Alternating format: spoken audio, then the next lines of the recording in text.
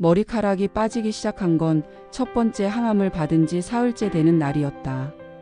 아침 햇살이 얇은 커튼을 비집고 들어와 침대 시트 위로 번졌다.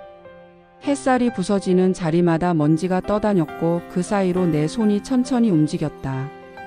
베개 위에 모여 앉은 검은 실타래, 손끝에 닿는 순간 부슬부슬 흩어지는 감촉.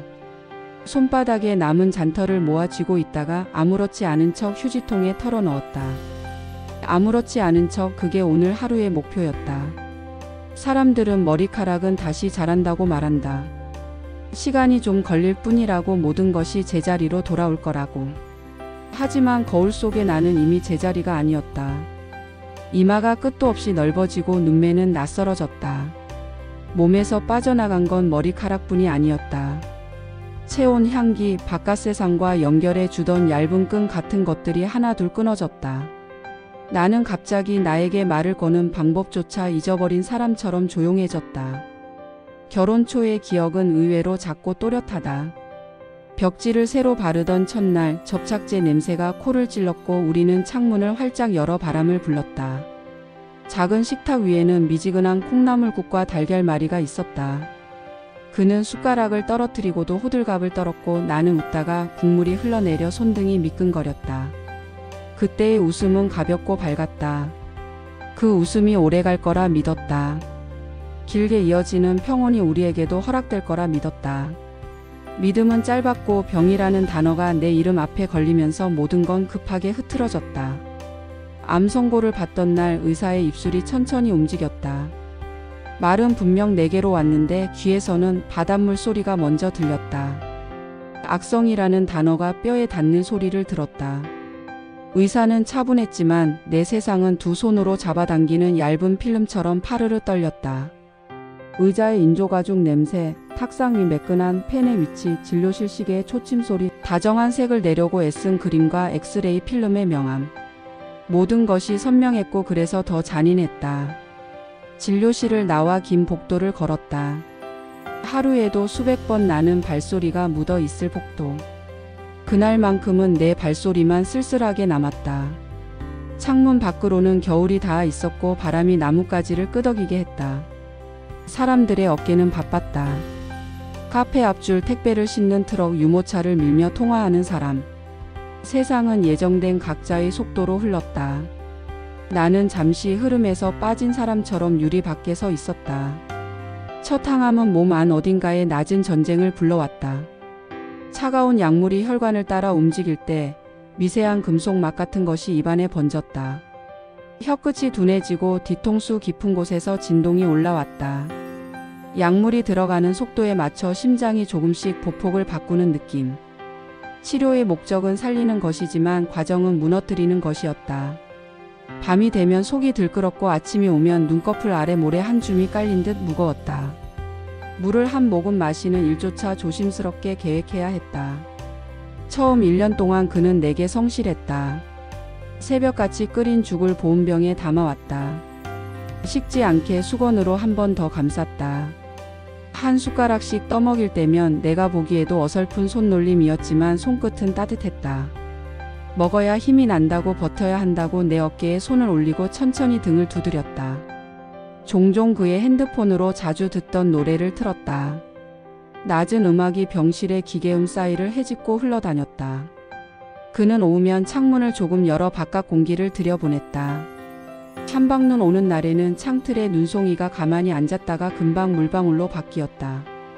그가 물티슈로 창틀을 닦고 내 머리만 휴지통을 비우고 시계를 보며 약 시간을 맞췄다. 그때의 나는 믿었다. 이 사람의 손이 내 손을 붙잡고 있는 한 이 전쟁은 끝이 나고 우리는 다시 집으로 돌아가 평범한 저녁을 먹게 될 거라고.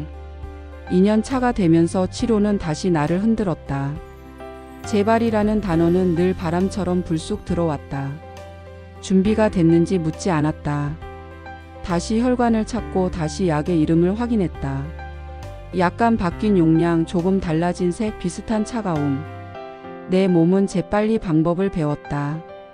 어떻게 아파야 하는지, 무엇을 토해야 하는지, 어디까지 참고 어디서 눈을 감아야 하는지. 익숙해진다는 건 무서웠다. 아픔에도 숙달이 생기는구나, 그런 깨달음이 더 아팠다. 그의 얼굴에도 변화가 생겼다. 눈두덩이 얇아지고 피곤이 잉크처럼 번졌다. 회사와 병원을 오가며 그는 자주 어깨를 주물렀다. 병실 의자에서 꾸벅꾸벅 졸 때도 있었다. 보온병에 죽은 어느 날부터 뚜껑이 반쯤 열린 채로 놓였다. 그가 더 이상 먹여주지 않을 때가 생겼다. 식탁 위에서 숟가락이 내 앞에서 멈춰 서지 않게 되었다. 대신 식탁 한쪽에 놓고 알아서 먹으라며 눈빛을 한번 건넸다. 말 대신 눈빛. 눈빛에는 수많은 사정이 혼자 섞여 있었다. 지침, 염려, 분주함, 그리고 미묘한 뒷걸음. 그의 겨울이 깊어갈수록 그의 출근 시간은 빨라졌고 퇴근 시간은 더 늦어졌다. 휴대전화 화면을 보는 시간이 길어졌다. 긴 통화는 늘 차 안에서 했다. 집 안에서는 조용했다. 나를 배려하는 침묵이라 생각하고 싶었지만 그 침묵 속에는 나를 지나치는 무수한 소리들이 겹쳐져 있었다. 문자 메시지는 점점 짧아졌다. 간단한 확인, 짧은 전달. 이모티콘은 사라졌고 점 하나 둘의 말줄임표만 남았다. 말줄임표는 그가 미처 말하지 않은 문장들의 무덤 같았다. 3년 차에는 병원 냄새가 우리 집에 이식된 듯 했다. 소독약의 싸늘한 향이 옷깃 사이로 스며들었다. 빨래를 해도 빠지지 않는 냄새처럼 관계에도 지워지지 않는 기색이 생겼다. 같이 저녁을 먹는 날이 줄었다.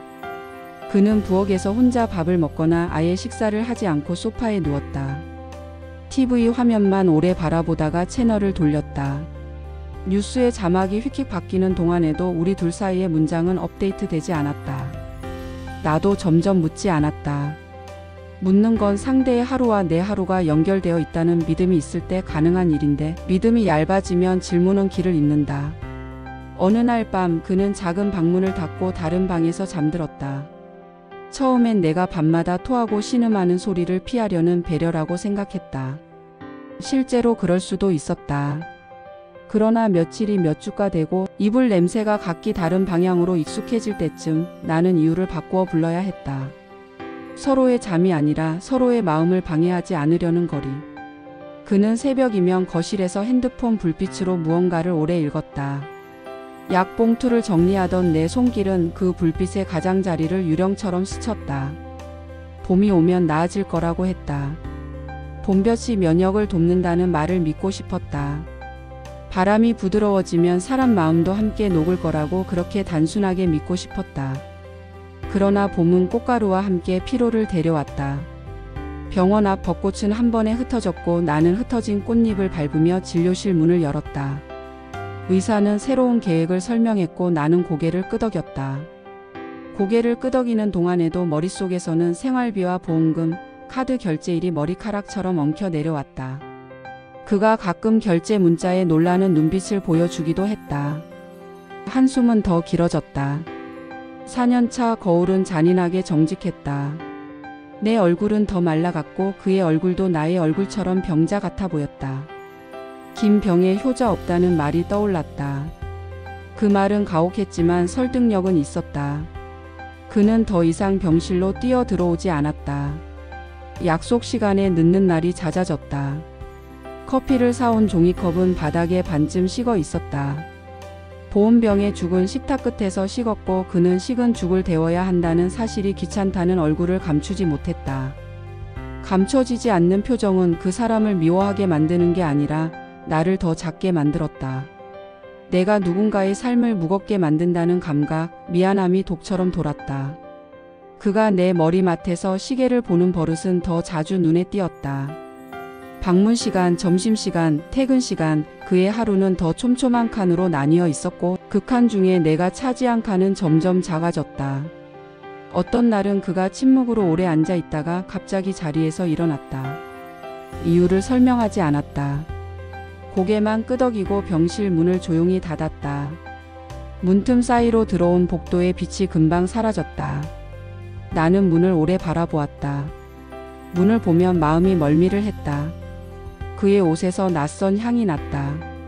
새로 산 섬유 연제의 향인지 낯선 공간의 공기인지 알 수 없었다. 낯설음은 언제나 냄새로 먼저 온다. 셔츠 깃에 주름이 이전과 다르게 눌려 있었다. 주머니에서 본 적 없는 영수증이 종종 나왔다. 나는 확인하려다가 접었다. 확인하는 순간 이름표가 박힌 진실이 튀어나올 것 같았다. 확인하지 않으면 아직 사실이 아니다. 그 희박한 방어막 덕분에 하루를 버틸 수 있는 날들이 있다. 그가 가져오는 뉴스는 점점 줄어들었다. 회사 이야기, 동료 이야기, 부모님의 안부. 모든 소식은 짧고 안전했다. 위험한 정보는 늘 잘려나갔다. 반대로 내 소식은 늘 길고 정직해야 했다. 체온, 혈액 검사 수치, 식사량, 구토 횟수, 복용한 약 이름과 용량. 나는 통계가 되었고 그는 청취자가 되었다. 청취자는 때로 피곤하다. 피곤은 때로 청취를 포기하게 만든다. 나는 점점 말수가 줄었다. 말하지 않으면 피곤하게 만들지 않을 수 있으니까. 침묵은 서로를 보호하는 것처럼 보였지만 실은 서로를 잃어버리게 만드는 빠른 길이었다. 초여름 나는 머리칼을 스스로 밀었다. 이미 대부분이 빠져 있었고 샤워할 때마다 배수구가 금세 막혔다. 미용실의 의자에 앉아 바리캉 소리를 들었다. 거울 속에서 내 두피가 천천히 드러났다. 두피는 생각보다 희고 매끈했다. 눈물이 나지 않았다. 울지 않는 대신 별 모양의 스카프를 하나 샀다. 스카프를 묶는 방법을 거울 앞에서 여러 번 연습했다. 매듭이 예쁘게 만들어지는 날이 있었다. 그날은 스스로 기특했다. 버스 유리창에 비친 스카프 매듭을 보며 마음속으로 조용히 박수를 쳤다. 박수 소리는 작았지만 확실히 있었다. 그는 스카프의 무늬를 한번 칭찬한 적이 있다. 칭찬이 너무 오랜만이라 순간적으로 방 안의 공기가 달라지는 듯 했다. 그러나 그 한 번으로는 아무것도 바뀌지 않았다. 다음 날 그는 여전히 피곤했고 나는 여전히 아팠다. 우리는 서로에게 이야기하지 않은 문장들이 많아졌다. 그 문장들의 그림자가 저녁마다 길게 늘어졌다. 가을이 오면 사람들은 산책을 한다. 우리는 산책을 하지 않았다. 나는 쉽게 지쳤고 그는 쉽게 바빴다. 병원에서 돌아오는 길 택시 창밖으로 코스모스가 흔들리는 걸 보았다. 흔들림이 예뻤다. 예쁜 걸 보면서도 예쁘다고 말하지 못하는 날들이 있었다. 예쁘다는 말을 꺼내려면 마음 어딘가가 살짝 여유로워야 한다. 내 여유는 약과 약 사이, 통증과 통증 사이에 잠깐 생겼다가 바로 사라졌다. 그 잠깐을 붙잡아 글처럼 적어두면 좋겠다고 생각했지만 글을 쓰는 동안에도 통증은 오고 약 시간은 온다. 겨울이 돌아왔을 때 우리는 이미 서로의 호흡을 맞추는 법을 잊고 있었다. 그는 문턱에서 신발을 벗은 채 잠시 멈춰 섰다가 거실로 들어왔다. 나를 보는 눈빛은 여전히 미안했고 그 미안함은 나를 더 조용하게 만들었다. 미안함은 사랑처럼 따뜻하지 않다. 미안함은 사랑보다 먼저 지치고 사랑보다 빨리 무너진다. 그는 내 옆에서 조용히 앉아 내 손등에 손을 얹었다. 손의 온기가 예전 같지 않았다. 온기는 여백이 많은 감정이라 빈틈이 먼저 느껴진다. 빈틈으로 추위가 스며들었다. 나는 그에게 고맙다고 마음속으로 중얼거렸다.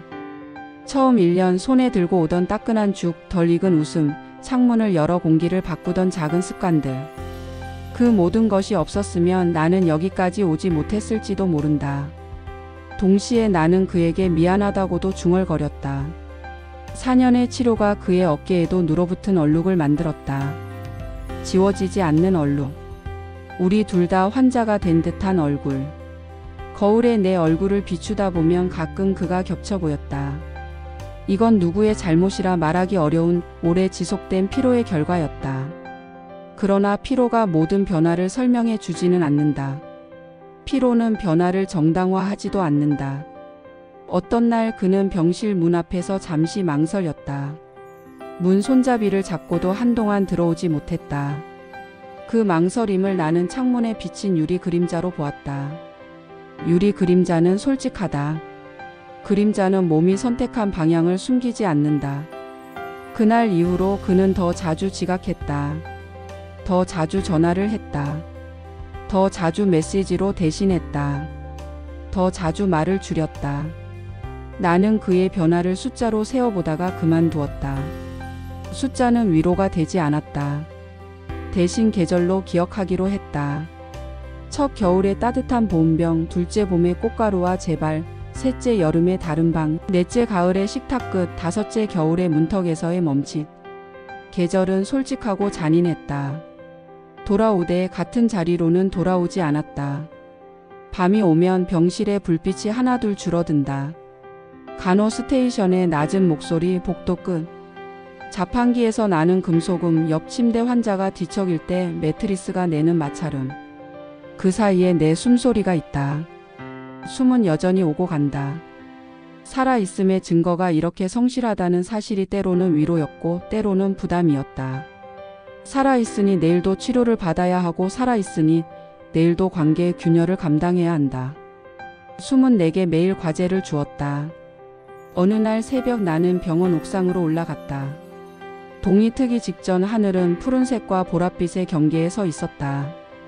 먼 곳에서 차들이 다리를 건너고 도시의 기침 같은 소리가 낮게 깔렸다. 옥상 난간에 손을 올리자 차가운 금속이 손바닥을 얼렸다. 나는 도시를 내려다보며 생각했다. 이 모든 건 나는 모르는 사람들의 삶으로 가득 차 있는데 그 수많은 삶의 흐름 속에서 내 삶은 지금 어디쯤 흘러가고 있을까? 흘러가고는 있을까? 표류하고 있는 건 아닐까? 질문은 답을 원하지 않는 얼굴을 했다. 아침에 침대로 돌아오니 탁상 위에 죽이 놓여 있었다. 뚜껑은 닫혀 있었고 옆에 작은 메모가 있었다. 먹고 힘내자 비슷한 의미의 문장이었다. 글씨는 익숙했고 획 사이에 피곤이 묻어 있었다. 나는 숟가락을 들었다. 죽은 미지근했다. 한 숟가락을 삼키는 동안 혀는 맛보다 의미를 먼저 찾았다. 의미는 자주 미지근했다.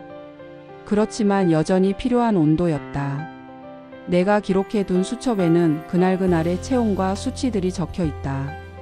빨간 펜으로 표시된 날, 파란 펜으로 둥글게 감싼 날. 가장자리에는 작은 낙서가 있다. 별점, 파도, 나뭇잎. 아픈 날에는 별을 더 많이 그렸다. 별은 작고 반짝인다. 작고 반짝이는 건 오래 보기에 좋다. 오래 보는 동안 고통은 잠깐 옆으로 물러났다. 물러난 자리에 숨이 들어왔다. 숨이 들어오면 그만큼 사라졌다. 병실 창밖 가로수는 4번 잎을 틔우고 4번 잎을 떨궜다. 봄의 새잎은 연두빛이었다. 여름에는 진해졌고 가을에는 불타다 겨울에는 맨몸으로 섰다. 나무는 많지 않은 것으로도 버티는 법을 아는 것 같았다. 햇빛, 물, 약간의 바람. 사람은 더 많은 걸 필요로 한다고 생각했지만 결국 사람도 필요한 건 몇 가지로 줄어든다. 체온을 지켜주는 것, 마음을 붙잡아 주는 것, 누군가의 손. 나는 마지막 것을 점점 덜 받았다. 그래서 남은 2가지를 더 단단히 붙잡으려 했다. 이불을 덮고 말 대신 눈을 감았다. 체온과 마음. 둘 중 어느 하나라도 놓치지 않으려고 애썼다. 4년의 마지막 겨울 그는 내 앞에서 오래 앉아 있지 못했다. 의자는 금방 삐걱거렸고 그는 그 소리에 신경을 곤두세웠다. 작은 소음에 예민해진다는 건 마음이 이미 다른 곳에 있다는 신호일 때가 많다. 그의 손목시계는 규칙적으로 시간을 갈랐다. 그 규칙성에 나는 어지럼을 느꼈다. 규칙은 안정을 주지만 어떤 날에는 잔혹함이 된다. 시간을 정확히 아는 사람은 작별의 타이밍도 잘 안다. 나는 그 정확함이 두려웠다. 그가 떠나겠다는 말은 아직 하지 않았다.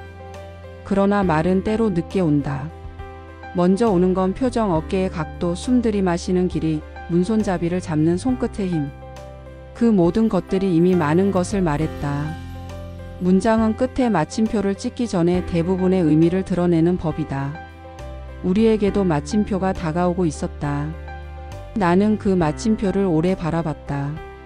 바라보는 동안에도 병원은 돌아갔고 시간은 흘렀다. 나는 여전히 살아있었고 그러므로 내일도 견뎌야 했다. 이쯤에서 문장이 길어지면 사람들은 결말을 찾으려 한다. 어떤 결말은 이미 정해져 있는 것처럼 보인다. 내 결말도 우리의 결말도 어쩌면 내가 아닌 다른 누군가의 입에서 먼저 나올지도 모른다. 나는 오늘 그 결말을 듣지 않았다. 대신 창밖의 하늘을 한 번 더 보았다. 하늘은 늘 넓었고 늘 제자리였다. 변한 건 늘 아래쪽이었다. 아래쪽에 우리는 버티고 지치고 실수하고 때로 다시 일어선다. 나는 내일도 일어나기로 했다. 여전히 몸은 무겁고 마음은 얇지만 얇은 마음이 찢어지지 않도록 두 손으로 붙잡기로 했다. 두 손으로 붙잡으면 잠깐은 버틸 수 있다. 잠깐이 모이면 하루가 된다. 하루가 모이면 계절이 된다. 그리고 계절이 4번 돌아오면 어떤 사람들의 마음은 달라진다. 그 사실을 받아들이는데 나는 4년이 걸렸다. 밤이 깊어졌다. 병실의 불이 낮아졌다. 옆 침대 환자의 규칙적인 숨소리가 파도처럼 들렸다. 나는 조용히 눈을 감았다. 오늘도 살아남았다. 살아남았다는 기록을 또 하나 내 몸에 붙였다. 내일 무슨 말을 듣게 될지 알 수 없다.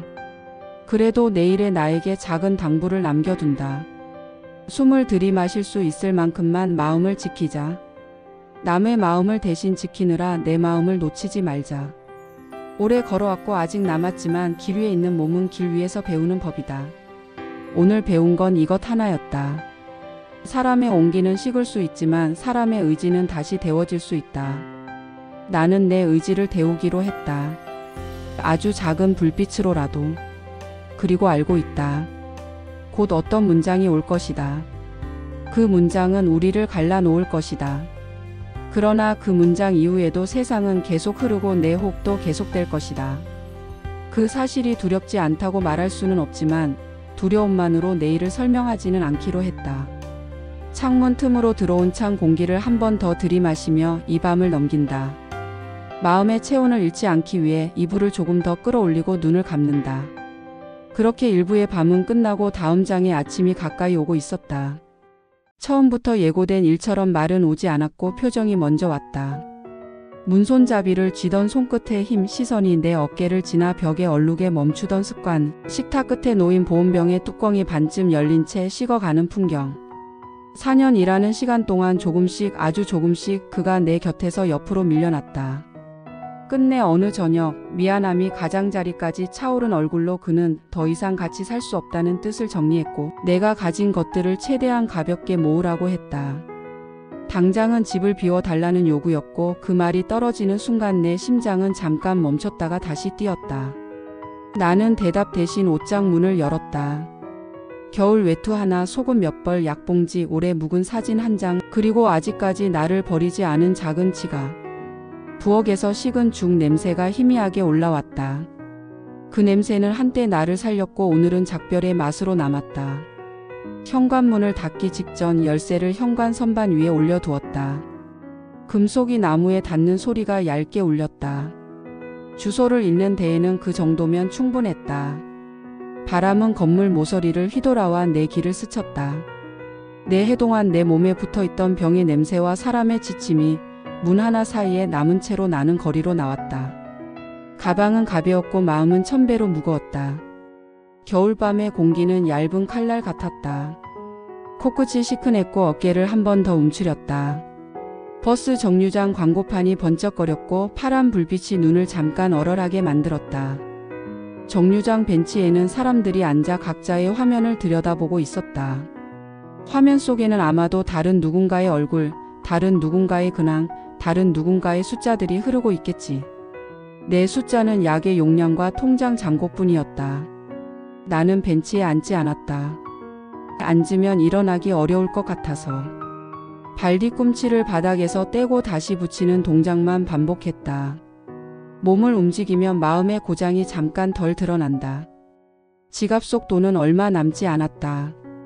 카드로 결제하면 기록이 남고 기록은 설명을 요구한다.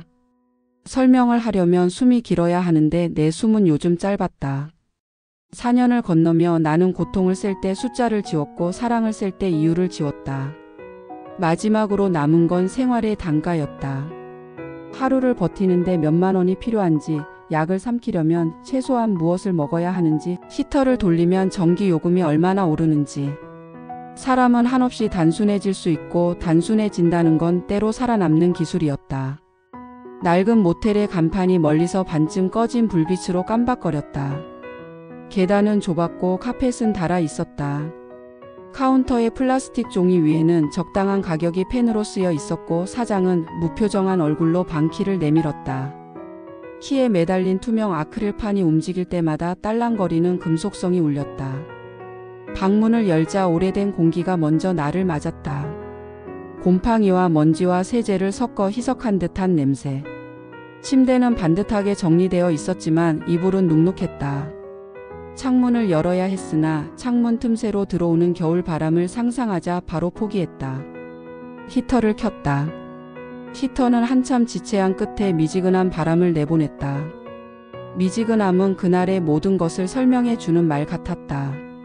짐이라고 부를 만큼의 것들을 하나하나 꺼내 침대 옆에 놓았다. 약봉지는 가장 손이 닿기 쉬운 자리. 물은 히터 위에서 천천히 미지근해졌다. 물을 데울 주전자도 전자레인지도 없었다. 플라스틱 컵에 담긴 따뜻하지 않은 물로 약을 삼키다 보면 몸은 그것마저 감사해 했다. 인간의 몸은 생각보다 훨씬 수능적이었다. 적응은 생존을 돕지만 마음을 더 외롭게 만들기도 한다. 다른 선택지가 있을 수 있었다는 가능성을 마음이 알고 있기 때문이다. 밤은 길었고 복도에서는 발소리가 간헐적으로 지나갔다. 누군가는 서둘러, 누군가는 조심스레, 누군가는 어쩔 수 없이. 방 안에서 나는 코트를 벗지 않았다. 이불 속에서 코트의 소매가 바스락거렸고 그 소리는 오히려 나를 안정시켰다. 내 몸을 둘러싸는 옷의 두께가 늘어나면 마음에도 옅은 경계선이 생긴다. 경계선은 바깥의 소리를 가늘게 만들었다. 이틀째가 되자 배가 고팠다. 공복은 어느 지점부터 통증과 구분이 되지 않는다. 속이 빈 것인지 마음이 빈 것인지 구분하는 능력은 종종 동시에 고장난다. 약을 삼키기 위해서라도 무엇인가를 먹어야 했다. 니트 모자를 눌러 쓰고 목도리를 한 번 더 감았다. 거울은 여전히 친절하지 않았다. 낯선 얼굴이 내 손짓을 따라했다. 모자의 가장자리를 다시 한 번 내렸다. 병실에서 배운 깨끗한 단정함을 흉내내며 출발했다.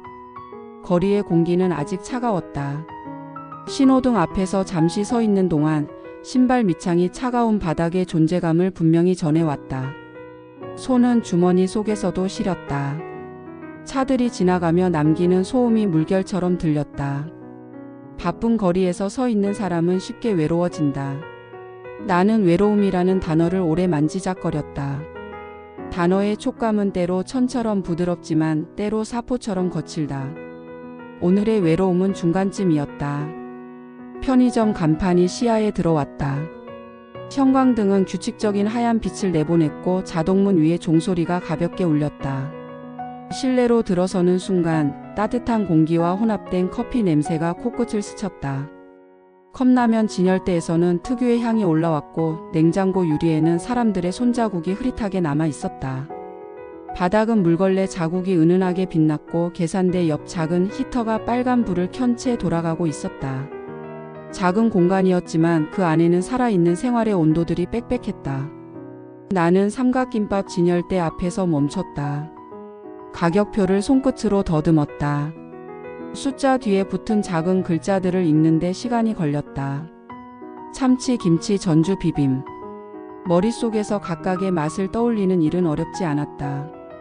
다만 어느 것이 내 위장에 덜 부담을 줄지 계산해야 했다. 참치 마요를 집었다. 포장 속의 밥이 손바닥에 차갑게 닿았다. 계산대 앞에 섰고 지갑을 열어 동전을 세심하게 골랐다. 동전은 나를 배신하지 않았다. 정확한 금액이 손바닥 위에서 작은 무늬를 이루었다. 그때 카운터의 시선이 나를 스쳤다. 호기심이 아니라 오래된 나무결 같은 묵직하고 온순한 시선. 앞치마 끈을 단단히 묶은 중년의 여성이 서 있었다. 그 손등은 물에 오래 닿은 사람의 손처럼 붉었고 손톱은 짧았다. 계산이 끝났음을 알리는 전자음이 작게 울렸다. 나는 물러나려 했으나 그 손이 종이컵 하나를 꺼내 커피 머신 아래로 밀어 넣는 동작을 보았다. 검은 액체가 천천히 일정한 리듬으로 떨어졌다. 머신의 작은 진동음과 향이 동시에 올라왔다. 그 손은 잠깐 머뭇거렸고 곧 내 앞에 종이컵을 건넸다. 이유는 묻지 않아도 알 수 있는 종류의 배려였다. 오늘 같은 날 누군가의 손길이 설명을 요구하지 않는다는 사실이 구원으로 다가왔다. 컵은 생각보다 뜨거웠다. 종이의 얇음 너머로 전해지는 온기가 피부를 제압했다가 곧 부드러워졌다. 입술을 떼어놓은 채 향만 천천히 들이마셨다.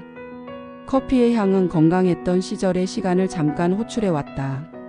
사무실의 점심시간, 동네 작은 카페의 나무 의자, 친구와 나눠 마시던 종이컵. 기억은 언제나 냄새로 먼저 찾아왔다. 그때처럼 웃을 수는 없었지만 적어도 오늘은 그때의 숨을 잠깐 빌릴 수 있었다. 주인 아주머니는 계산대 아래 서랍을 열어 얇은 종이 한 장을 꺼냈다. 번호만 인쇄된 로또 용지였다.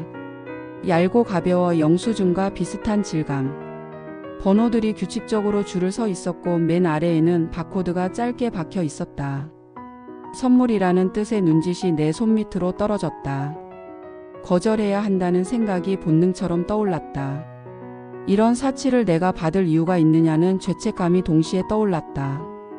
그러나 그분의 표정은 오래 버틴 사람만이 지을 수 있는 단단한 표정이었다. 내가 주는 선물이에요. 기운내요. 그녀의 짧은 말이 나를 안아주었다. 나는 두 손으로 종이를 받았다. 잉크의 냄새가 아주 약하게 났다. 종이는 가벼웠다. 사람의 마음도 어떤 날에는 종이처럼 얇고 가볍다. 그 가벼움이 오늘은 내게 필요했다. 편의점 문을 나설 때 자동문 위에 종소리가 다시 울렸다. 겨울 바람이 즉시 내 얼굴을 쓸고 지나갔다. 그러나 손바닥은 여전히 따뜻했다.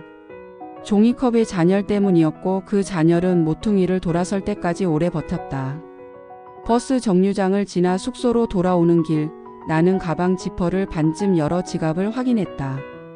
가장 안쪽 칸에 인쇄된 번호의 얇은 용지가 깔끔히 접혀 있었다.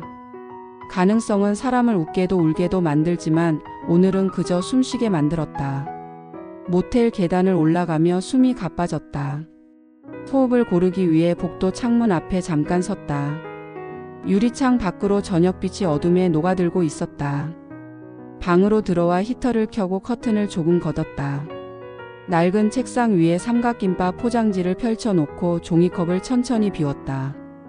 커피의 바닥은 얕았다. 얕은 바닥에서도 사람은 위로를 찾는다. 위로는 늘 깊지 않아도 괜찮았다. 지갑에서 용지를 꺼내 스탠드 아래에 놓았다. 내 손에 들어온 날짜와 줄 맞춰 서 있는 숫자들. 그 단정함이 오히려 마음을 진정시켰다. 김병의 효자 없다는 말이 머리를 스쳤다. 항암의 재발의 사년을 끌어오니 어느새 그의 얼굴도 나의 얼굴처럼 병자 같아 보였다는 사실. 그 말은 설명이었지 변명이 아니었다. 설명은 때로 위로가 되지만 오늘의 나는 위로 대신 숨을 택했다. 숨은 지나치게 솔직하고 그래서 믿을 수 있었다. 숨은 아직 오고 갔다. 이불을 턱까지 끌어올려 몸을 눕혔다. 보온팩은 이제 없지만 두 손을 배 위에 포개면 그 모양이 보온팩을 닮았다. 손의 무게가 조금 위안을 주었다. 천장에는 오래된 얼룩이 지도처럼 펼쳐져 있었다. 얼룩의 경계를 따라 눈을 옮기며 하루를 되짚었다. 집을 떠난 문턱 거리의 바람, 편의점의 형광등, 종이컵의 잔열, 지갑 속 얇은 종이. 작은 것들이 오늘의 나를 묶어주었다. 작은 것들의 묶음이 사람을 구해내는 날이 있다.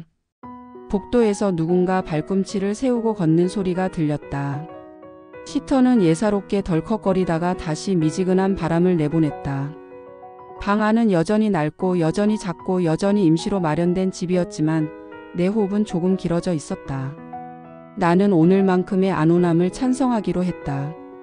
내일은 또 다른 모양으로 올 것이다. 그 모양을 바꿀 수 있을지 아니면 그대로 받아야 할지 알 수 없지만 오늘의 나는 이만큼 버텼다. 잠들지 못하는 밤은 길게 늘어진다. 그 길이 끝이 없을 것처럼 느껴질 때면 나는 손가락으로 스탠드 옆 책상에 나뭇결을 천천히 쓸었다. 나뭇결은 일정했다. 일정함은 오늘의 내게 호사였다.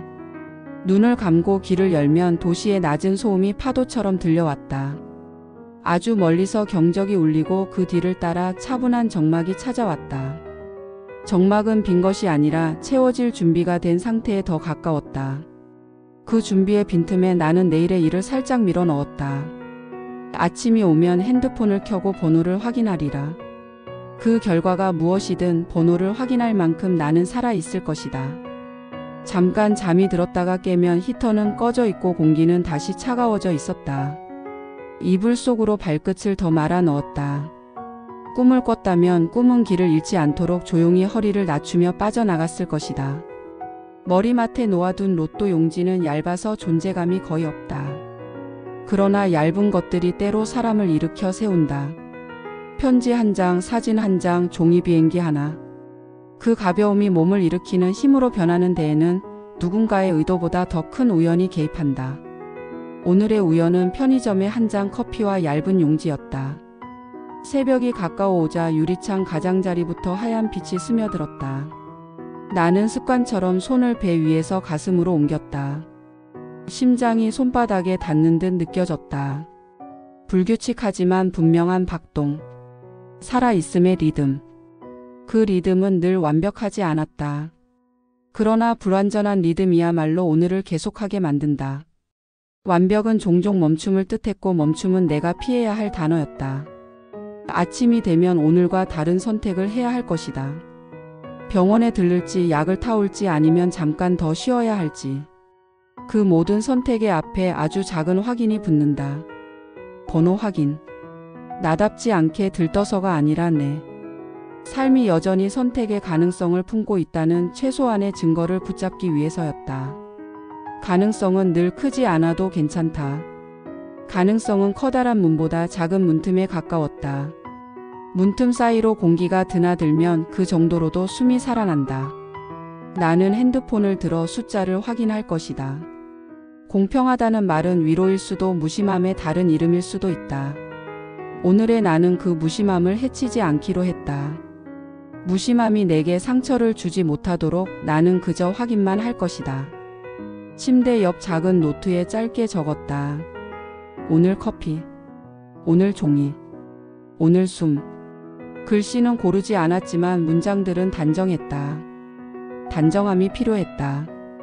복잡한 설명을 붙이면 마음이 지친다. 지친 마음은 생각보다 빨리 쓰러진다. 오늘은 쓰러지지 않기 위해 문장을 최대한 가볍게 만들었다. 가벼운 문장은 들고 다니기 쉽다. 들고 다니기 쉬운 것들은 삶을 오래 견디게 한다. 한동안 멍하니 천장을 보다가 손을 뻗어 스탠드를 껐다. 방 안에 어둠이 차분히 깔렸다. 어둠은 내 편이었다. 낮의 소란스러움이 모두 물러난 자리에서 나는 조용히 숨을 세웠다. 하나, 둘, 셋. 중간에 숫자를 놓쳐도 상관없었다. 다시 하나부터 세면 되었다. 세는 행위 자체가 나를 붙들어 주었다. 붙잡힌 몸은 바닥으로 더 깊이 꺼지지 않는다. 4년 동안 사람의 얼굴이 어떻게 바뀌는지 나는 보았다. 김병에 효자 없다는 말이 입안에서 한 번 더 맴돌았다. 항암의 재발에 4년을 끌어오니 어느새 그의 얼굴도 나의 얼굴처럼 병자 같아 보였던 날들.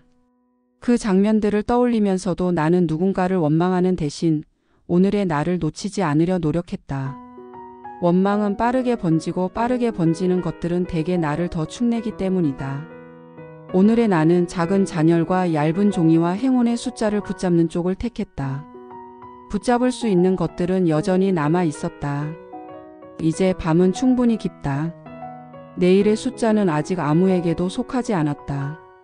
내일의 나는 그 숫자들을 듣고 나서도 여전히 어디론가 걸어갈 것이다. 병원일 수도 있고 은행일 수도 있고 어느 구석 자리에 작은 햇빛일 수도 있다. 어디든 상관없다. 중요한 건 걸어갈 수 있다는 사실 하나. 걸어가려면 숨이 필요하다. 숨은 아직 오고 간다. 그래서 나는 이불을 턱까지 끌어올리고 잠깐의 평화에 몸을 맡긴다.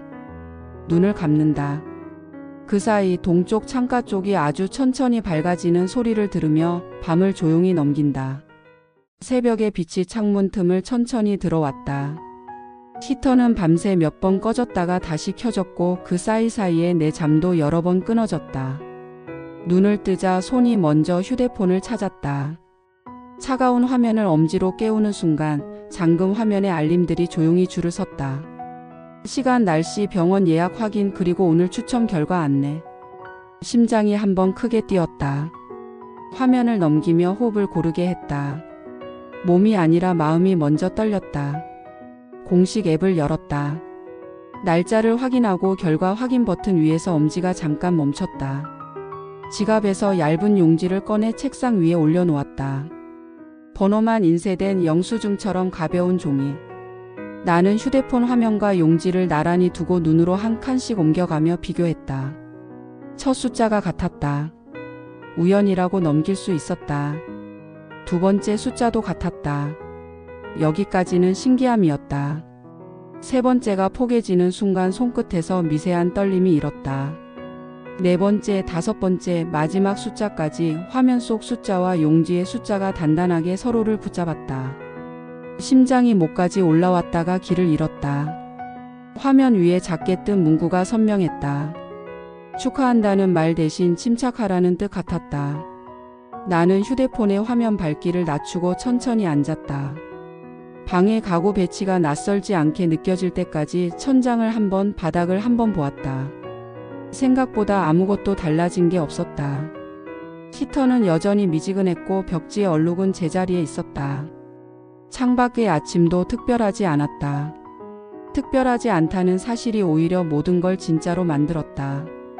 손가락으로 화면을 스와이프해 결과 페이지를 다시 불러왔다.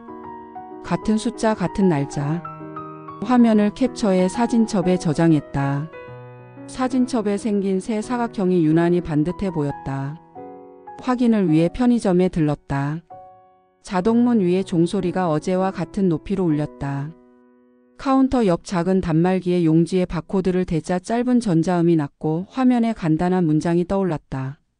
단말기의 건조함이 오히려 믿음직스러웠다. 주인 아주머니의 시선이 잠깐 흔들렸다가 단단해졌다. 말 대신 고개가 아주 천천히 끄덕여졌다. 나는 똑같이 고개를 숙였다. 그 순간 어제의 커피 향이 아주 옅게 다시 피어올랐다. 당첨금은 지정된 은행에서 지급된다고 했다. 은행 유리문을 밀고 들어서자 차가운 공기와 조심스러운 목소리들이 섞였다. 의자는 반듯했고 창구 직원의 손놀림은 빠르고 정확했다. 몇 장의 서류에 이름을 쓰고 신분증을 내고 계좌를 확인했다. 모니터에 찍힌 숫자는 조용히 넓었다. 숫자는 늘 어딘가 딱딱했지만 그날의 숫자는 평평하고 부드러웠다. 오래 기울어 있던 마음의 바닥이 수평으로 펴지는 느낌. 화면의 광택이 눈에 맺힐 정도로 오래 봤다. 은행을 나서자 겨울 햇살이 낮게 걸렸다. 통장을 손에 쥐었을 뿐인데 손끝이 덜 시렸다. 돈의 온도라는 말을 이해하기 시작했다. 사치의 열기가 아니라 최소한을 지킬 수 있다는 안도의 미지근함. 병원비, 방세, 약값, 하루 한 끼의 식사. 우선순위 목록의 맨 위에 있던 단어들이 갑자기 아래로 내려갔다. 나는 내 삶의 주인이 내 이름으로 돌아오는 소리를 들었다. 소식은 예상보다 빨리 퍼졌다.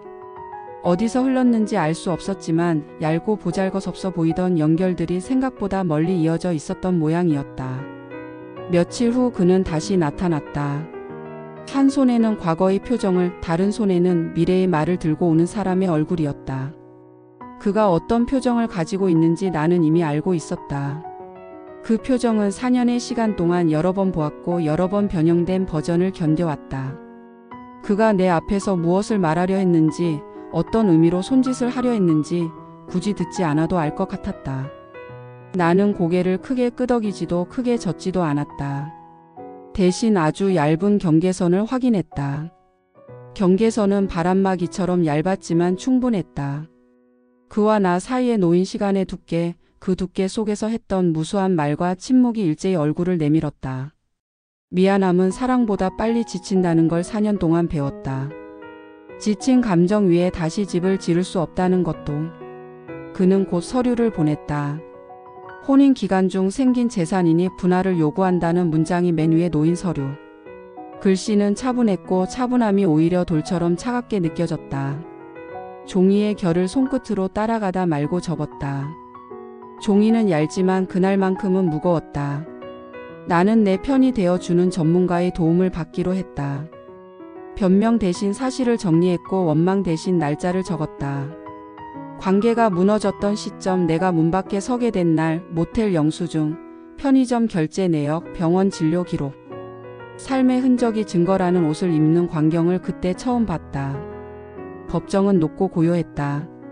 나무 책상의 광택, 서류를 넘길 때 나는 마찰음, 기록 장치의 작은 불빛.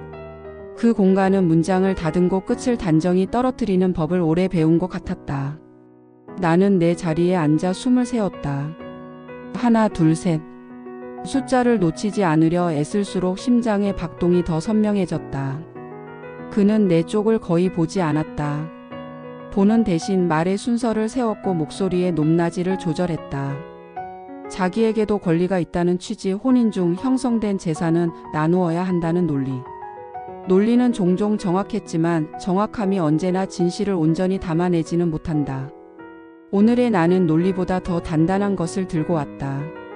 4년의 밤들, 코트를 입은 채 이불 속에서 버티던 체온, 편의점 형광등 아래서 건네받은 종이컵의 온기, 번호만 인쇄된 얇은 용지의 질감.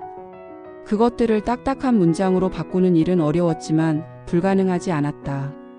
나는 그 어려움을 천천히 수행했다. 판결은 단호했다. 혼인이 사실상 파탄난 이후에 취득한 재산, 나눌 이유가 없다는 결론. 마지막 문장이 점으로 끝나자 귀 안쪽에서 오래 눌려있던 무언가가 바닥으로 떨어지는 소리가 났다. 공기는 여전히 낮았지만 내 폐의 안쪽은 갑자기 넓어졌다. 숨이 깊게 들어가 등뼈를 펴게 했다. 사라졌던 키가 조금 돌아온 기분. 마음 안쪽 깊은 자리에서 이제 됐다는 목소리가 아주 작게 일어났다.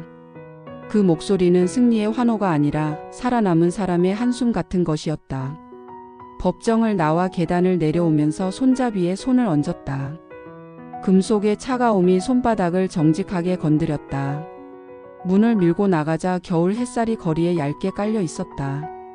뜨겁지 않아서 좋았다. 4년 동안 사람의 마음이 어디까지 지치고 어디서부터 다시 시작되는지 배웠다. 다시 시작의 자리에는 대체로 거대한 태양 대신 이렇게 얇은 빛이 있었다. 그 다음은 나를 다시 꾸리는 일. 가장 먼저 치료 일정을 정리했다. 내 안에 남은 싸움이 있었고 그 싸움에는 체력과 집중이 필요했다. 오래된 모텔을 벗어나 작은 원룸을 얻었다. 남향에 창문이 있는 방. 하루에 햇빛이 몇 시간 들어오는지, 맞바람이 드나드는지, 벽지에 눅눅한 기운이 남아있는지 손등으로 천천히 짚었다. 가구는 최소한으로 들였다. 침대 하나, 책상 하나, 의자 하나. 책상 위에는 작은 스탠드와 캘린더 그리고 휴대폰 거치대를 올렸다. 라디오 대신 휴대폰에서 음악을 틀었다. 플레이리스트의 첫 곡은 잔잔했다. 음악은 방의 가장자리부터 차오르다가 가운데로 모였다. 소리가 나를 덮는 대신 나를 감쌌다. 감싸지는 느낌이 오래간만이었다. 첫 장보기에는 과일을 조금 담았다. 항암 이후 멀어졌던 맛들 가운데 다시 손을 내밀 수 있는 것들을 골랐다. 작은 냄비를 하나 샀다. 물을 끓이고 미음을 만들고 가끔은 부드러운 수프를 끓였다. 보온병도 새로 들였다. 손 안에 쥐면 익숙한 온기가 올라왔다. 예전의 보온병과 모양은 달랐지만 온기라는 기능은 같았다. 온기가 손목을 지나 팔꿈치 어깨까지 천천히 번져 올라왔다. 나는 편의점에도 다시 갔다. 문 위의 종소리는 변함이 없었다. 카운터에는 그 아주머니가 서 있었다. 알아보는 표정이 잠깐 술렁였다가 곧 차분해졌다. 나는 작은 봉투 하나를 건넸다. 손끝이 덜 쉬도록 부드러운 장갑과 짧은 편지 한 장. 편지에는 길지 않은 문장을 적었다. 어제의 커피가 오늘의 숨이 되었다는 사실, 번호만 인쇄된 얇은 종이가 한 사람을 다음으로 건너가게 했다는 사실, 그리고 고맙다는 마음. 아주머니는 봉투를 받아 들고 고개를 숙였다. 고개가 다 올라오기 전에 나는 몸을 돌렸다. 설명보다 침묵을 택한 건 그날의 배려와 같은 이유였다. 어떤 친절은 말보다 오래 간다. 돈은 함부로 쓰지 않기로 했다. 그건 부자가 되어서가 아니라 주인이 되기 위한 선택이었다. 아직 몸 안에 전쟁이 남아있고 그 전쟁에는 시간이 필요했다. 창가의 의자에 앉아 스카프를 풀어보았다. 두피에 솜털처럼 가는 숱이 촘촘히 돋아나는 날이 있었다. 거울을 가까이 가져오고 빛을 비틀어 보면 아주 작은 그림자가 보였다. 머리카락은 돌아오고 있었다. 나는 그 과정을 방해하지 않겠다고 마음속으로 약속했다. 시간에게 맡길 것들, 지금 내가 해야 할 것들 둘을 구분하기 시작했다. 밤이면 창문을 조금 열었다. 겨울 공기가 들어오면 실내의 온기가 더 분명해졌다. 대비가 있어야 감각이 살아났다.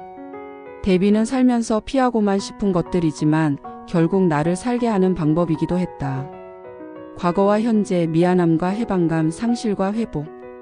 그 사이에 서서 어느 쪽으로도 급히 쏠리지 않으려 애썼다. 급히 쏠리면 쓰러졌다. 천천히 서 있으면 버틸 수 있었다. 가끔 그 사람의 안부가 소문처럼 들려왔다. 소문은 대개 정확하지 않았다. 정확하지 않아서 덜 아팠다. 나는 소문을 흘려보내는 법을 4년 동안 배웠다. 잡지 않고 흘려보내면 손에 남는 건 내 체온뿐이었다. 체온은 내가 지켜야 할 것의 이름이었다. 내가 지켜야 할 건 사랑의 옛 모양이 아니라 지금의 나였다. 병원에서 결과를 기다리던 어느 날 작은 메모장을 폈다. 오래전에 적어두었던 문장이 첫 장에 남아 있었다. 오늘 커피, 오늘 종이, 오늘 숨. 그 아래에 새로 적었다. 오늘 나. 내 글자가 손에서 심장으로 옮겨가는데 오래 걸리지 않았다. 오래 걸리지 않는 확신은 드물지만 오고 나면 오래 간다. 나는 내일의 계획을 길게 세우지 않았다. 대신 가까운 일들을 단단히 묶었다. 오전에 치료, 오후에 짧은 산책, 저녁에 음악. 산책길 모퉁이에 키 작은 나무가 서 있었다. 겨울이라 잎은 없었지만 가지마다 팽팽한 새눈이 박혀 있었다. 손가락으로 공기에 결을 쓰다듬듯 가지 끝을 바라보았다. 여름이 오면 이 작은 가지들이 얼마나 넓은 그늘을 만들지 상상했다. 상상은 공짜였고 그 공짜가 오늘의 나를 값지게 만들었다. 집으로 돌아와 보온병에 따뜻한 물을 채웠다. 보온병의 겉은 차갑고 속은 뜨거웠다. 손바닥으로 외벽을 감싸면 안쪽의 온도를 상상할 수 있었다. 사람도 그럴 수 있다고 생각했다. 바깥은 여전히 겨울이고 안쪽은 꾸준히 따뜻해지는 방식. 나는 그 방식으로 살기로 했다. 쉽게 타오르지 않고 쉽게 식지 않는 방식. 작은 불빛으로 오래 가는 쪽. 창밖에서 바람이 한번 크게 불었다가 잦아들었다. 휴대폰에서 잔잔한 음악이 흘러나왔다. 낮고 안정적인 리듬이 방의 모서리를 둥글게 만들었다. 그 소리를 배경으로 나는 천천히 눈을 감았다. 머리카락 대신 내가 얻은 것을 떠올렸다. 숫자보다 먼저 떠오른 건 내 이름으로 서 있는 몸의 감각이었다. 문턱에서 밀려나지 않는 감각, 방 안 공기에 내 호흡을 섞는 감각. 돈은 수단이었고 수단은 결국 방향을 위해 존재했다. 방향은 분명했다. 나를 잃지 않는 쪽, 나를 더 사랑하는 쪽, 처음 만나는 나에게 예의를 갖추는 쪽. 숨은 여전히 오고 갔다. 오고 가는 사이에 하루가 지나갔다. 내일은 또 다른 모양으로 올 것이다. 그 모양이 어떻든 나는 오늘처럼 내 안의 온도를 먼저 확인할 것이다. 4년의 끝에서 나는 마침내 내 이름으로 켜진 불빛 앞에 서 있었다. 누군가의 그림자를 두려워하지 않는 자리, 누군가의 미안함에 기대지 않는 자리, 누군가의 약속 없이도 내일을 열어볼 수 있는 자리. 그 자리에서 나는 조용히 웃었다. 조용히 웃는데 많은 힘은 필요하지 않았다. 다만 진심이 필요했다. 오늘의 나는 그 진심을 가지고 있었다. 그걸로 충분했다.